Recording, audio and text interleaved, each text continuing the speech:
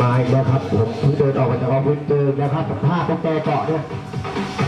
วันนี้เจอทั้งวันนะฮะ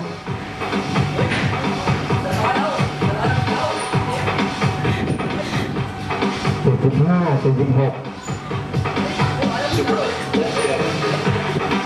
80นะฮะ80อีก45อีก40ต่อไว้เล่นขึ้นไปเล่นมา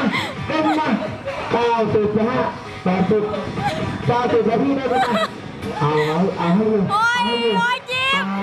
คือขึ้นมาพี่สไลด์ขึ้นมาใช้วิกฤตให้เป็นโอกาส